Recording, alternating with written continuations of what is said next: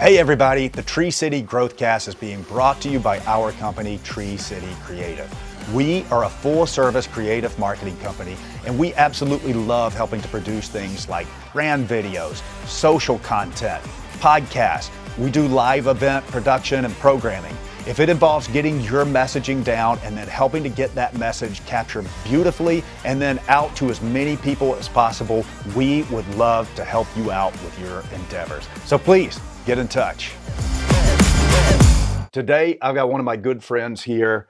This is Daniel Stinson, and Daniel is a business owner. He's in the recruiting field, and I just thought it would be fantastic to have a conversation today just about recruiting in general, but also, and how you've built your business, but also about the job market right now, because it's a bit of a tumultuous time. If you're watching this years into the future, we're going through, we're in a time right now where we're talking about tariffs a lot, and there have been tariffs. They've been put on, and then they've been lifted, and they're kind of still on, and we don't know what's going to go on, but tell us about this, how it's affected your business and how you're kind of coaching your candidates right now during this, and just in general, how you do what you do. So I always like to say that, recruiting agencies are kind of the canary in the coal mine. Right. Before the jobs report, before any reports come out, we kind of know. Who's hiring, what's going on. You got the finger in the wind all the time. Exactly. So even going back when, interest rates went back up in, 2021 or 2022, everything sounded great on the jobs report. And it's like, well, I just lost 20 jobs that we were working on, just disappeared overnight. So I do think we're a bit of a canary in the coal mine from that regard. So as of now, I think most people have been pretty conservative in general, right? Like pre-election, markets hate uncertainty, businesses hate uncertainty. Right. So everyone's been generally conservative with their headcount growth, if at all. And then honestly, with AI, people are trying to use AI to maximize efficiency. So that's minimizing headcount growth as well. Right. So now adding more uncertainty. Yeah, the businesses are taking a very measured approach right now. And if they're hiring very conservatively at all, but a lot of companies are minimizing it. So, not the best news is if you're a candidate, it's not necessarily the easiest market to find a job right now. Right. But again, our country's big. Yes.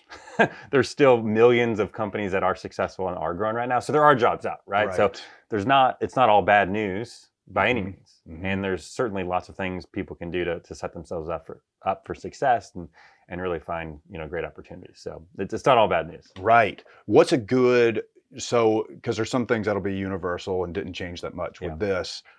If you're in the job market, maybe you're new to the job market, out of college, out of high school, whatever, what's kind of your best advice in these days, especially you're talking about AI. So what's your best advice these days for job seekers, job candidates? So a couple of things. Number one, going back 10, almost 15 years ago, all the tech companies decided the most important metric was time to apply in job posts. Right. And so I never thought it was a great idea. And it turns out it was a bad idea.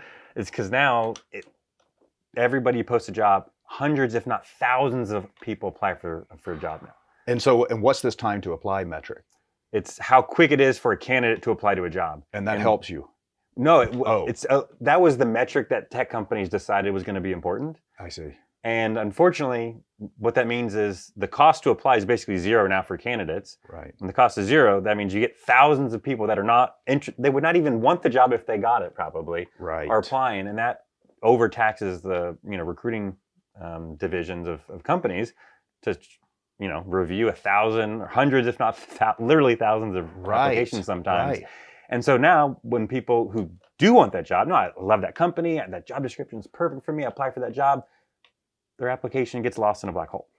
Right. So just with that preface, right, I feel your pain for anybody that is trying to apply and doesn't hear back. Like, it's not your fault, right? It's the systems that have been created over the last 10 plus years have kind of created this, major issue. So, my number one advice is you can apply. There's exceptions to every rule. It might work out for you, but you've got to go find people. You have to go. Again, my advice would be is, in my business, when I'm trying to get customers, we call it a dream 100. What are the 100 clients that I would love to work with? Like, I genuinely love that company, what they stand for, what they're doing. So I build my list and then I personally market our business to them. And I would say treat your job search the same way. Go find out 100 companies that you genuinely would be really excited to work for. Yes. You know, like either their culture, their values, and then find out if they have jobs. Okay. Build that list and try to personally connect with them.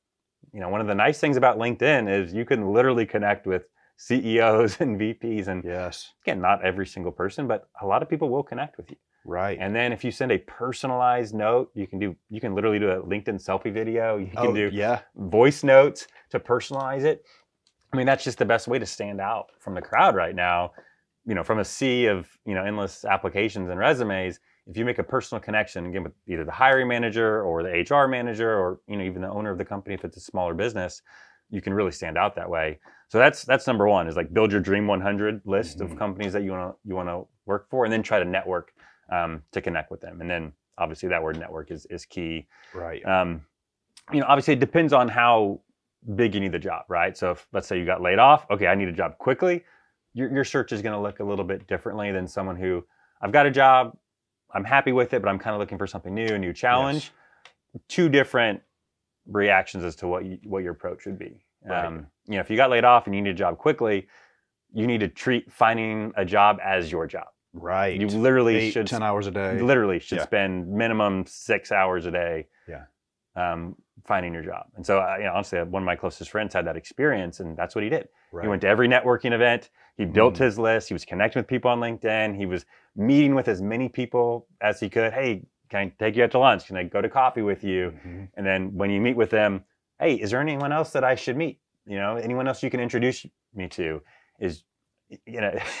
I understand it probably feels overwhelming. Right. And I get that, but it'll speed up the process, right? Depending on how disciplined you can be. I bet it feels so overwhelming, and even from doing it in the past, but especially these days, because you kind of take on the identity of the job you're looking at for a minute, and you imagine yourself in that. So you go through like this dissociative identity disorder. Exactly. The entire time you're running through it. Well, it sounds to me like, for what you're saying still, because I was thinking about skills that you would, recommend people. I mean, it sounds like communication, even in the age of AI, you can get it to write papers for you, but you still can't get it to take people to lunch for you and go to a coffee. And those are still some of the best skills, right? Even once you get in the job, they're going to be literally the best. Like, again, my job is to interview people.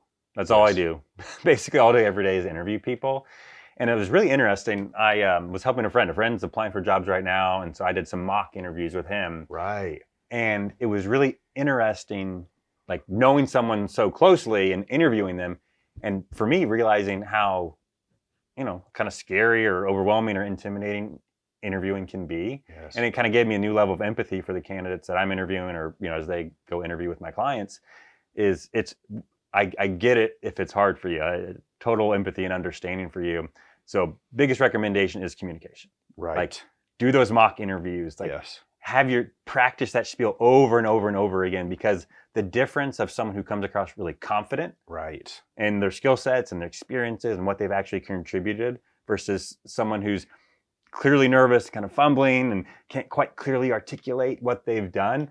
I mean, that makes all the difference once you get an in-person interview, right? So resumes, that gets you in the door. Yes. You do still need resumes. Use AI to make your resume. I would say use AI to customize your resume for every single job you're really interested in. You should not have one resume. Okay. You need to update one for every, and edit your job. If you really want the job, you need to edit it for and tailor it specifically to that job. And with AI, you can do it pretty quickly, right? There's really no reason not to do it now. Before, it took a lot of time, a lot of effort. It probably won't make that big of a difference. But with AI, it's very quick. It's very easy. You absolutely need to do it. Because, again, your resume, all it is it gets you in the door. Right. You have 7 seconds. That's all you have. You have 7 seconds for whoever's reviewing your resume to decide if they want to learn more about you. Wow. So it better be good enough. You better hit all the buzzwords, all the keywords on the resume to get that 7 seconds in. Do you see people doing video? I one time made a video resume because that's kind of what I've done for a while.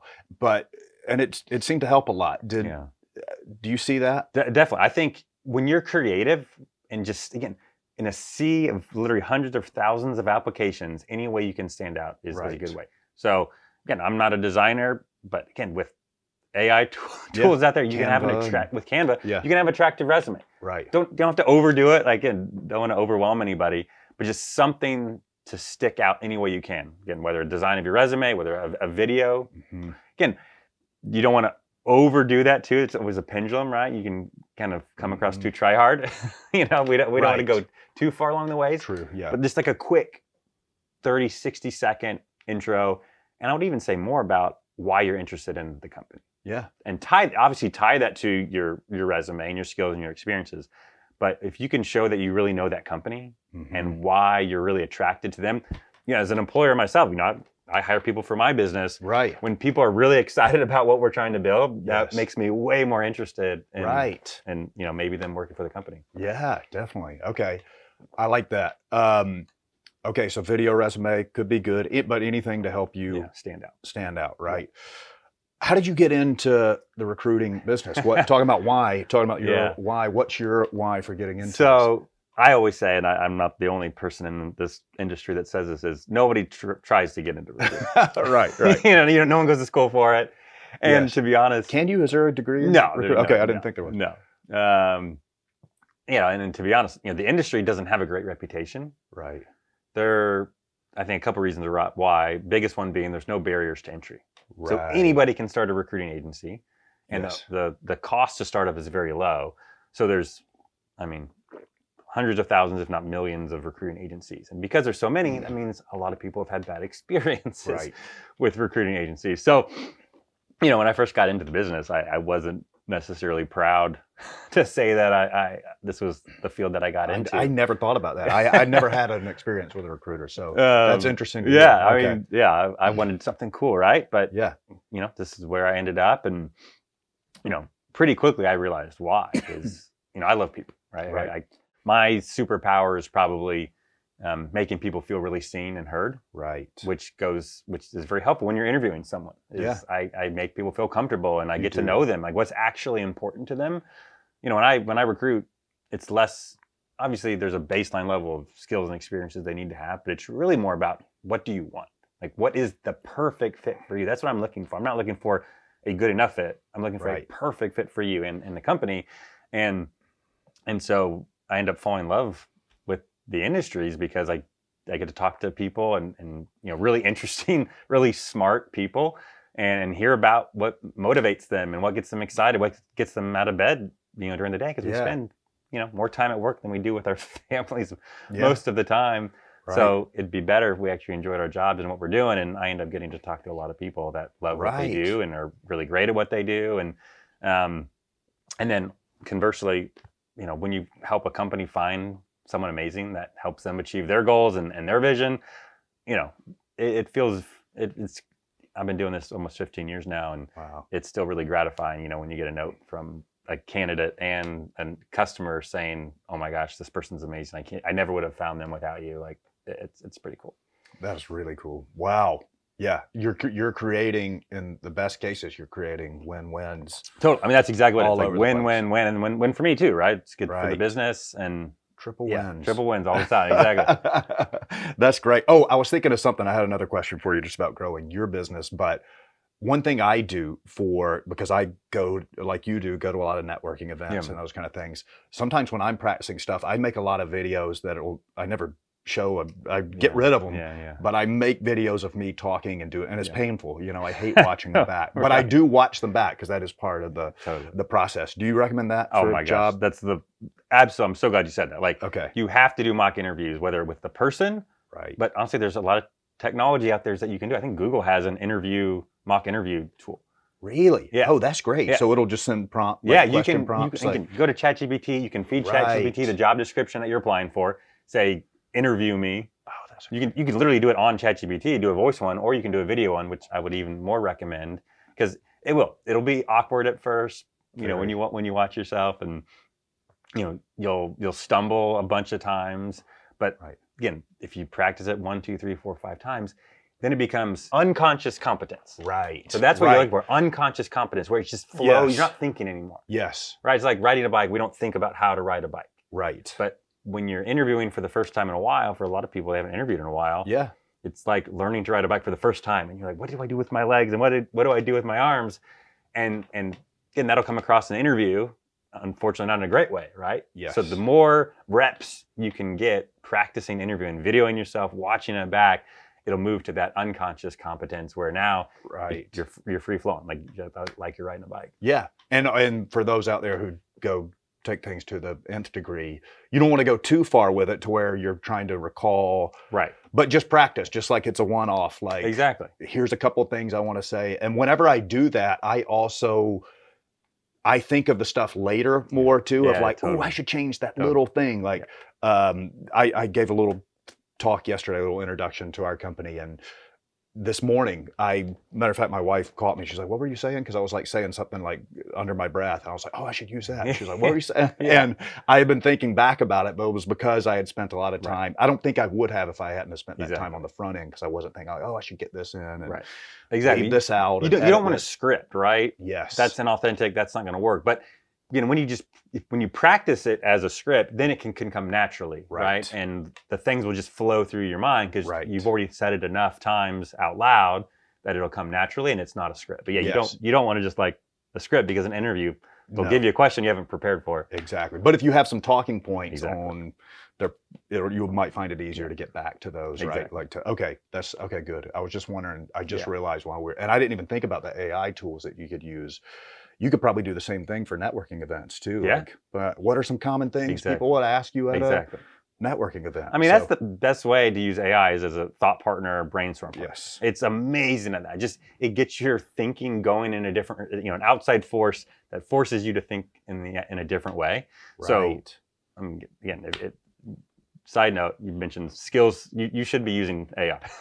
whatever job you're in, no matter the industry, you need to be exploring with it and messing with it and playing around with it. And again, as a thought partner, and what it can create, it can get you, 50 to 60, 70% there. Humans we're going to need humans for a long time.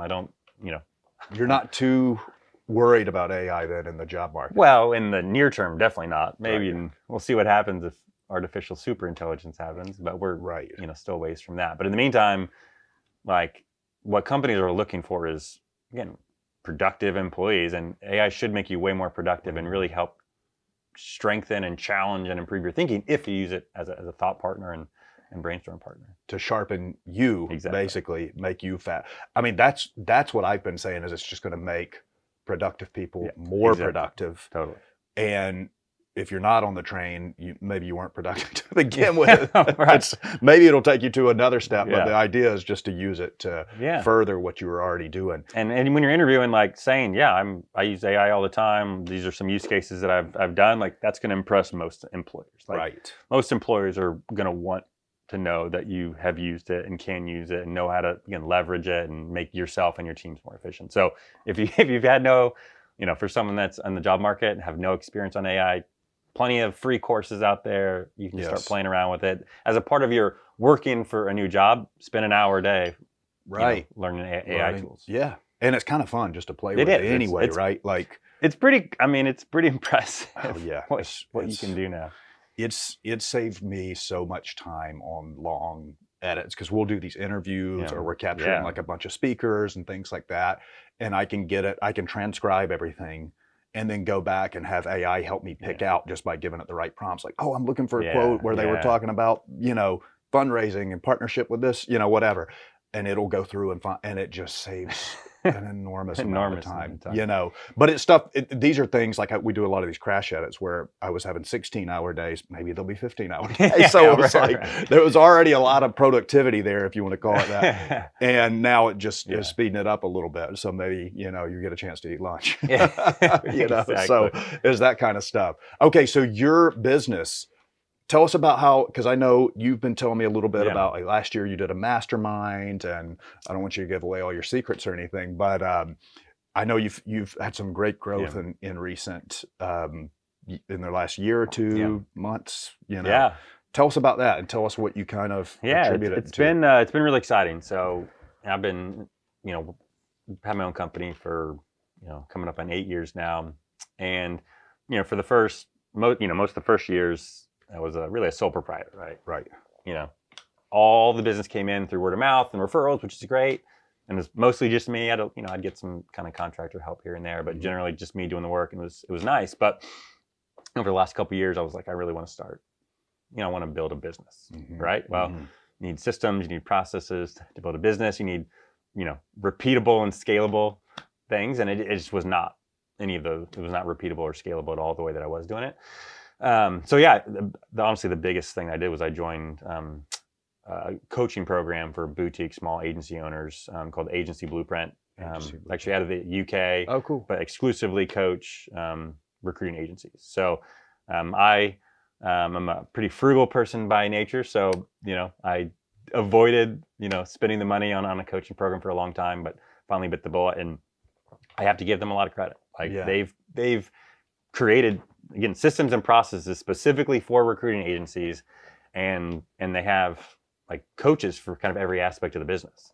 So it's not just like one person. It's like they have a team of coaches, including one who's currently actively running an agency himself. And this is literally what I'm doing today for my agency. And, he's way further along than me, and they just share it, very generously share it. I mean, it's pretty amazing. And so from both like the, client attraction as well as the candidate attraction, systems on both sides. Right. So what was really helpful for me early on was the candidate attraction system. So I was very manual, just kind of me, right? Yeah. Get a new customer, get a new job, and I just research.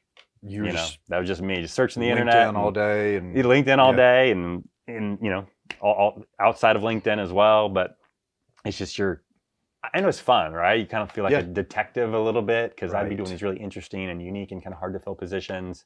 So it was fun finding like the treasure at the end of a search, but very manual, not scalable, right? And I found pretty difficult to find other folks that kind of have that joint ability for like research combined with people skills. Yes. Don't typically go together.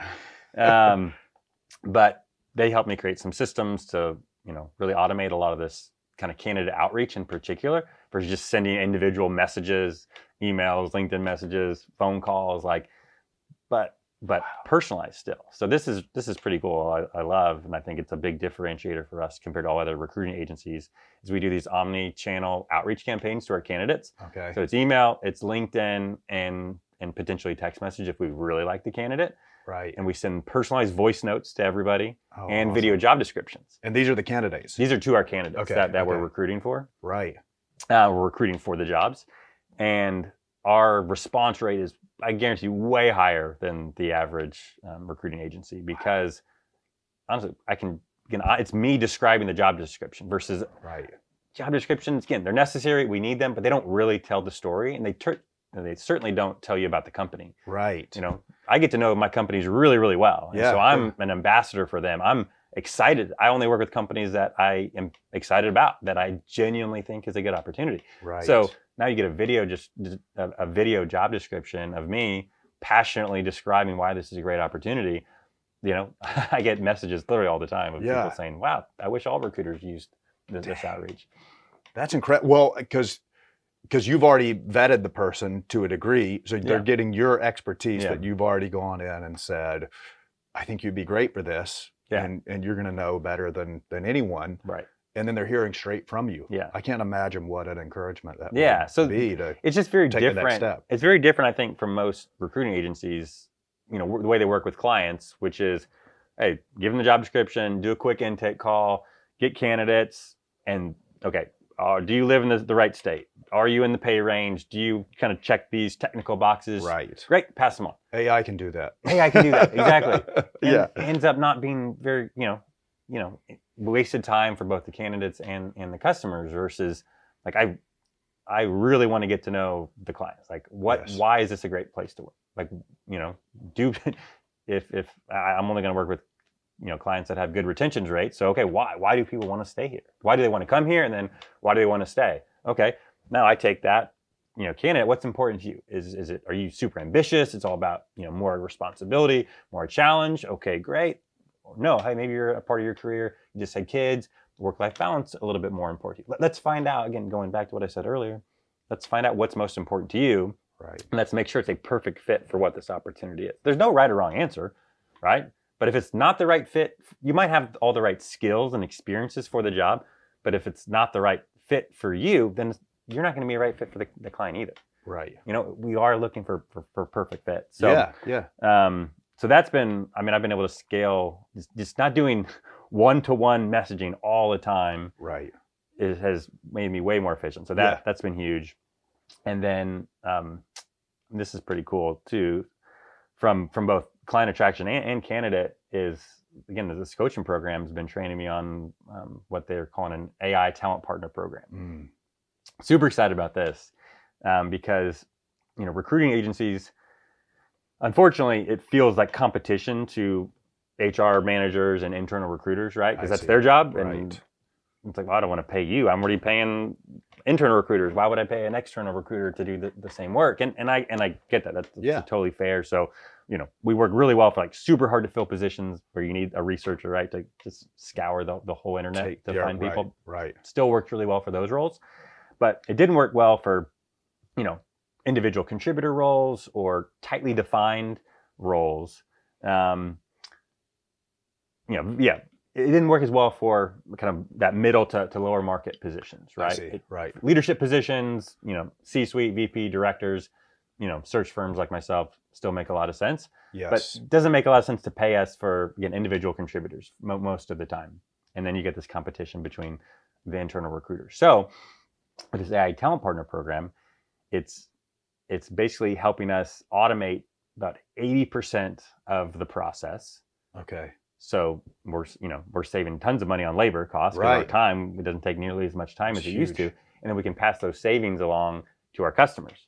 Right. And so, instead of charging 20 to 25% of base salary, which is what we typically charge, most search firms charge that on a per job basis, which for a 1 year percentage fee on 1 year salary. Okay. So, if you're doing that multiple times a year, that's a lot of money. You're paying a recruiting company. So instead of this, we can charge as low as $2,500 a job. That's awesome. So, but the volume's there. But the volume, it's a lot more. Exactly. These are typically works really well for a position that you're going to hire multiple positions in a year. So 3 or more hires for the same job title in a year. It's perfect for that. Right. And so what we can do is use AI to scour the internet for this tightly defined job description. So what we were talking about earlier, right? Yeah. 3 to 5 years, sales experience in technology, specifically SaaS. Okay, in Atlanta. Okay, we can get a list of 1,000 pretty quickly. Right. Then with AI, we can filter that to 100. Then we can build custom AI scoring and have our AIs look at their LinkedIn profiles and their resumes, and then score all of them based on the job description and kind of the unique weighting that we want to do for each skill set or objective that's important to the customer. It'll stack rank it for us, from 1 to 100. Okay, gotcha. So we get it down from 100 based on fit and filter down to 100. Yeah, we start with 1,000 based on those filters, the AI, custom AI scoring filters. Yes. Filter it down to 100. Stack rank them. Scoring them on keywords that are in their resume, things like that. Okay, yeah. And then we do our automated outreach campaign, and then they book in to interview. Wow. And then we interview them. And I literally did this the other day, and I've been doing recruiting for almost 15 years, and it felt like magic. Really? Because I got the most perfect candidate imaginable for a super random role that I'd never recruited for in my life. That's awesome. It was amazing. I was like, this feels like magic. So for growth, I ended up doing a couple demos on it, and the customer response was like so positive. I bet. I was like, this is what product market fit feels like. So that, and the great thing is too, some people hear that and are like, oh, I might get left out of that. But it's, if you find a perfect job for someone else, they are leaving a vacancy in another job that they're not filling, so getting great matches is good for basically the whole economy, right? And this is all, so I think one of the biggest value adds for kind of internal HR is, typical internal HR is it's all inbound candidates coming in, right? You post a job and you get hundreds, if not thousands of applications. Yeah. And so 90% of internal TA is typically inbound, right? Just because of the volume of people. What's TA? Oh, sorry, talent acquisition. Okay. Talent acquisition. Talent acquisition, yeah. So about 90% of the work is focusing on working with, inbound candidates, again, just the sheer volume of work that they have to deal with. Okay. Well, if you look at the research, typically, the best candidates are passive, right? They're in a great job. They're being successful. Yes. And, they're only going to leave for the right opportunity. Right. And so what we're offering the internal talent acquisition teams is an outbound engine to find candidates that perfectly match your job, have expressed interest in your company and your job, book directly onto your internal recruiter's calendar. How have they expressed interest if they're already at because we've done our outreach to them, and they've responded positively to our outreach. So you guys and then we book them on the internal recruiters' calendars. I see. So it's going to feel like magic. Like the magic that I had, right? We use it for ourselves.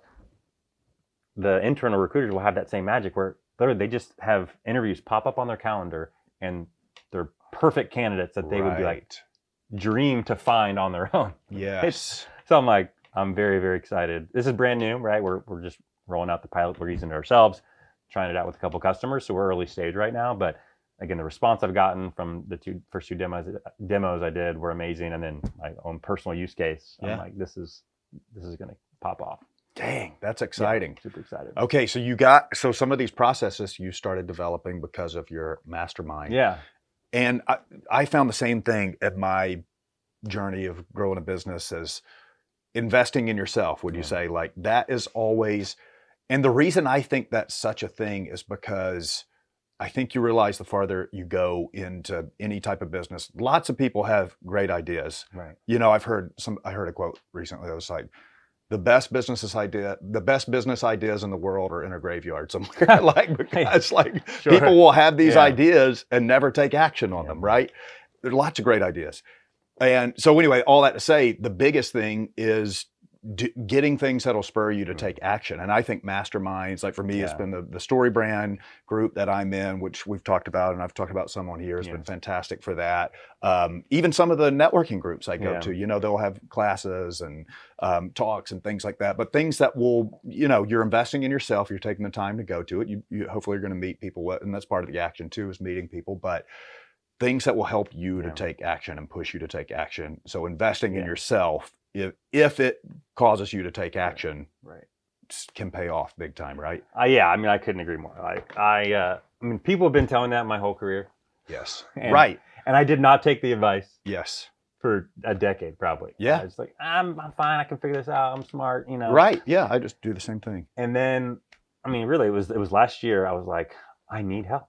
Yeah. I don't know. I can see where I want to be, and I know there's a path to it, but I just can't figure out exactly how to get there. And I finally, again, part of the problem is I am frugal. Right. Some people might say cheap, maybe a little bit cheap. Me too.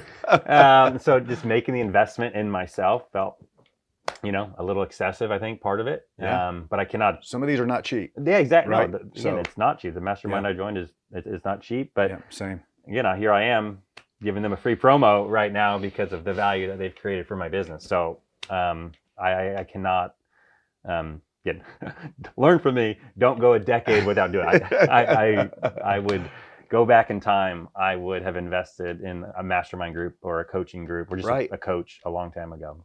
Yeah, and there's probably some people out there who are just action oriented. Sure. Maybe they don't need it, but for the rest of us, exactly. Coming up, well, one, it can also save you so much, or two, I guess we should say, on top of the taking action, getting around other people that are doing something adjacent or similar or the same thing as what you're doing, and you're getting to interact with people who are a few years down the road, can save you months and years of time doing the wrong thing, which is the most inefficient thing you can do is be efficient at doing the wrong thing, exactly. Because then you're just digging a hole really quickly. Yeah. So it's funny. I pride myself on being efficient. Like I love efficiency. I hate wasting time. And now I look back about how inefficient I was at running my business for so long. Because you might have been efficiently doing some of the stuff that wasn't all that helpful. Exactly. Or maybe even the wrong thing. Exactly. I've been in exactly the same place and still just now try to stay on guard because I'm like, don't do stuff until you have some people to bounce things off of and and those just provide a natural. Some of these groups, if it's a Right. good one, Right. that you've vetted yours. And Yeah. speaking of, so how can people reach out to you and get Yeah. in touch for business inquiries, for recruiting? Obviously, it's a big thing. Or if people just wanted to get in touch with you through our mutual networks, how Yeah, do they for do sure. So easiest way, honestly, is probably LinkedIn, right? I do spend a lot of time on LinkedIn, getting in the it? You're on there all recruiting the time. industry. Yes. So Daniel N. Stinson is my name on LinkedIn. You can make a connect, send me a message, let me know if you saw this podcast. That'd be Yes. probably the best way. Also, you can send me an email as well. My email is daniel@letscollyde.com. Let's collide. So LETS, let's, and then Collyde with a Y. So Okay. might need some branding support there. It's a little That is bit tricky different. to spell. So And we can put it in Yeah.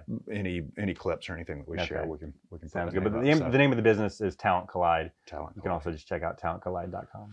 Daniel, thank you so much. I think it's been really helpful for me, just, everything you've shared, because a lot of it also just transfers over, like we were talking about, like Right. practicing communication. A Yeah. lot of things that are good for being in the job market are also good at making you a great current employee Exactly. and a great business owner, an entrepreneur, all of it. And just So, life in general, life in right? general. Like communication is probably the most important skill anyone can have.